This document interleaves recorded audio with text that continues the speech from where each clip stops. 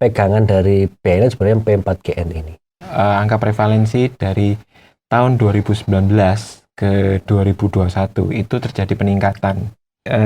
Di usia 15-24 itu terjadi peningkatan di desa.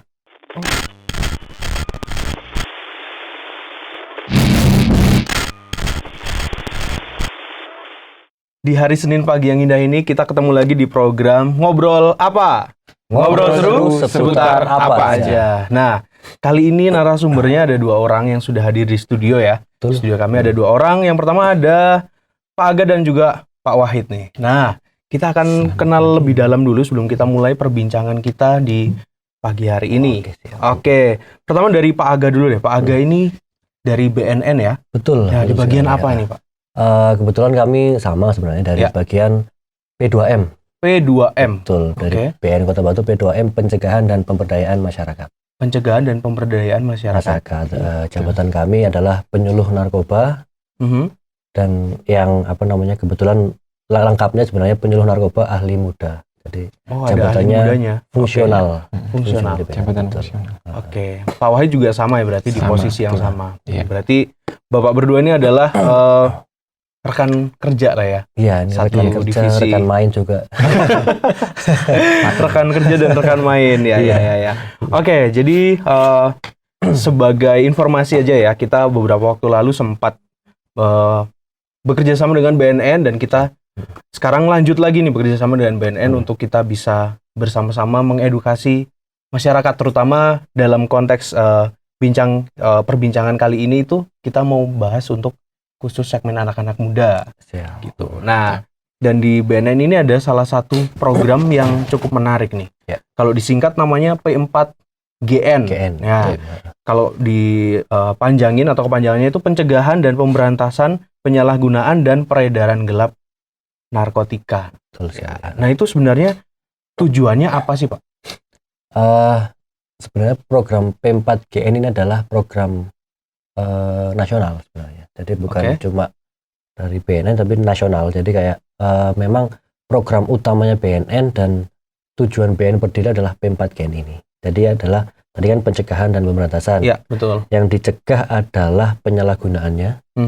Yang diberantas adalah peredaran gelap narkobanya. Gitu itunya itu. Jadi pegangan dari BNN sebenarnya P4GN ini. Jadi tujuan utama BNN dari BNN berdiri adalah P4GN ini sebenarnya. Itu intinya ya? Betul, berarti. intinya. Inti dari apa yang dilakukan BNN? Betul, adalah P4GN itu. Jadi nanti dari P4GN itu kita breakdown banyak sekali nanti kegiatan-kegiatan atau program-program yang ada di BNN itu sendiri. Oke, nah kalau boleh tahu nih Pak, ini kan kita sudah di tahun 2022 ya. Tahun 2022. Nah, angka penggunaan narkoba sendiri secara umum kalau di Indonesia itu bagaimana? Apakah dia itu cenderung meningkat atau sekarang sudah mulai menurun?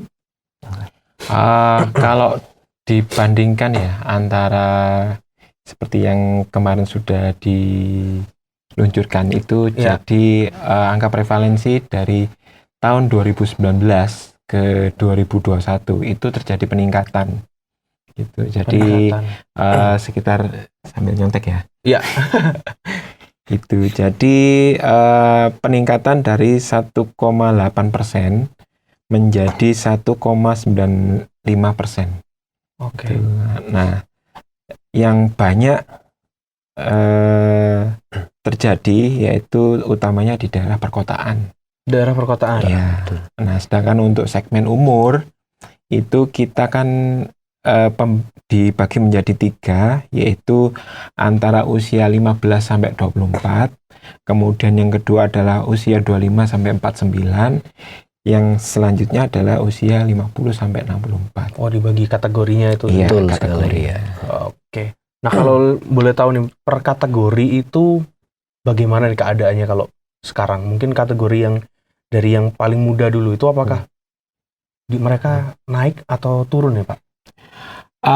Kebanyakan naik. Kebanyakan naik ya? Cuman kalau mungkin kalau sesuai data yang sudah dirilis oleh BNN, itu ini dibagi ya antara desa dengan kota. Oke. Karena juga BNN juga punya program namanya kan Desa Bersinar, yaitu desa yang bersih dari narkoba. Seperti itu. Nah, untuk data di usia 15 sampai 24 itu terjadi peningkatan di desa. Oh, di desa justru meningkat ya? Ya, sedangkan di daerah perkotaan itu terjadi penurunan walaupun tidak terlalu signifikan. Itu. Kemudian di usia 25 sampai 49 itu kalau di desa terjadi penurunan dari 3,3% ke 2,24. Nah, sedangkan di kota sebaliknya dari 3% ke 3,6%. Oke. Gitu. Sedangkan untuk umur 50 sampai 64 itu dari 0,4 menjadi 1,6 di desa. Oke. Ya, sedangkan di kota terjadi juga peningkatan dari 1,8 menjadi 2,6. Oke, jadi, Gitu. Jadi berbeda-beda ya? Iya. Jadi kalau di total rata-rata seperti itu tadi, jadi terjadi peningkatan dari 1,8 menjadi 1,95%. Oke, nah ini ada yang kayaknya menarik nih Pak. Jadi kan kalau yang saya tahu selama ini bahwa penyalahgunaan narkoba itu biasanya identiknya atau kebanyakan itu anak-anak yang usianya masih muda, itu tadi kan pelajar. Usia 16 sampai 24 itu kan bisa dibilang masih pelajar. Nah, tapi ada juga yang sudah 50 tahun ke atas ya. Ada ya? Ada. Oke, karena kalau apa yang sering kita lihat di berita itu jarang sih saya tahu ada orang yang sudah kayak 50 tahun ke atas gitu. Kebanyakan kalau ada penggerbekan atau apa penangkapan itu biasanya ya anak muda. Iya, masih muda. Gitu. Ya, karena memang begini ya, terkadang berita yang terekspos di sosial media maupun di media pemberitaan, itu mungkin hanya maksimal 10% dari kejadian yang sebenarnya yang terjadi di masyarakat kita. Jadi kayak semacam fenomena gunung es itu loh. Jadi yang kelihatan itu cuma pucuknya atasnya kecil, aja. bawahnya itu masih banyak sekali. Iya. Begitu. Nah, tadi kan yang di desa kalau di usia pelajar cenderung naik nih Pak. Iya. Ya, cenderung naik. Nah, kira-kira penyebab utamanya apa sih kalau di kalangan anak-anak muda ini kenapa kok naik nih penggunaannya? Banyak faktor ya. Banyak faktor. Salah satunya adalah mereka pengen nyoba. Oke. Terus kemudian tergiur dengan ajakan teman. Karena mereka kurang memiliki ketahanan diri untuk menolak. Seperti itu. Terus kemudian karena pengaruh lingkungan juga. Ya bisa jadi mungkin lingkungan sekolahnya yang kurang sehat atau lingkungan sekitar rumahnya yang kurang sehat.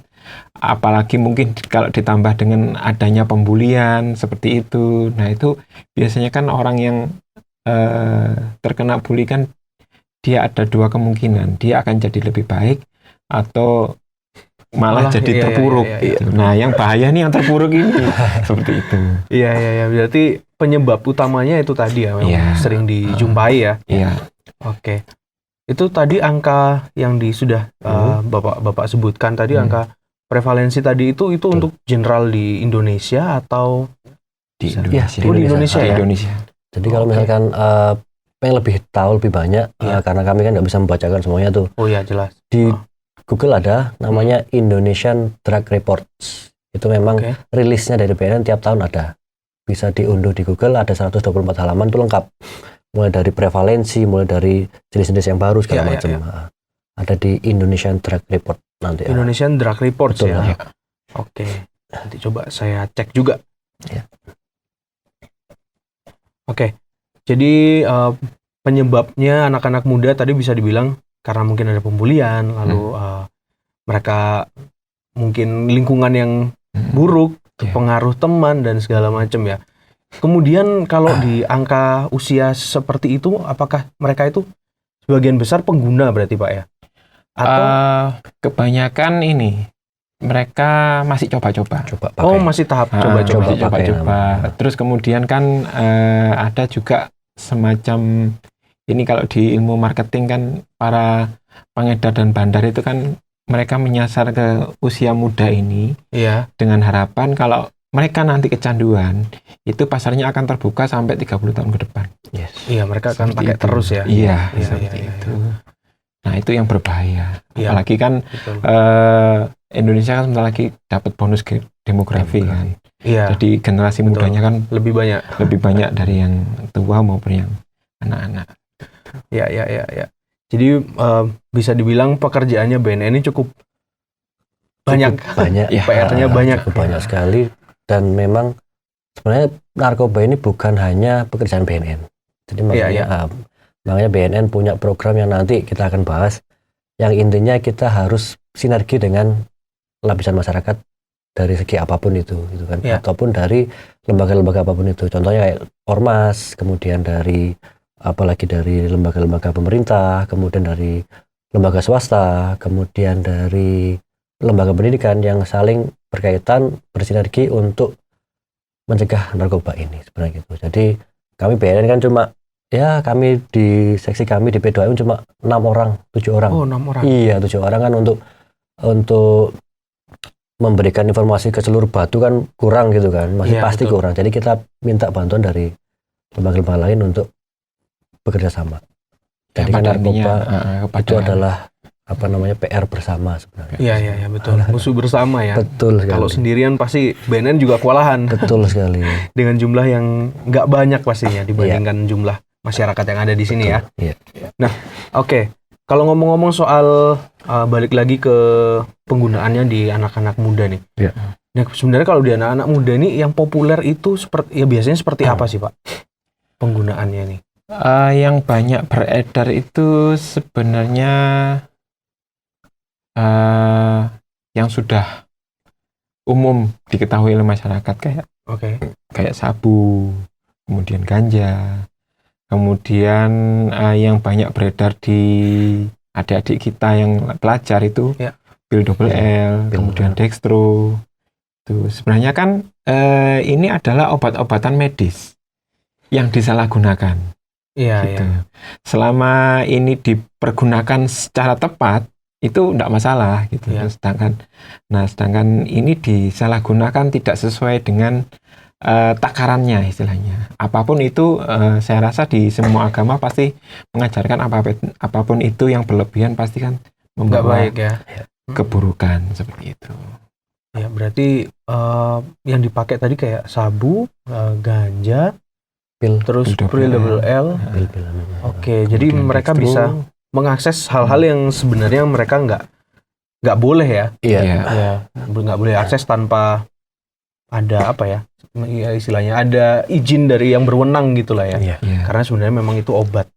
Ya obat medis yang disalahgunakan. Jadi intinya narkoba itu adalah boleh narkoba itu.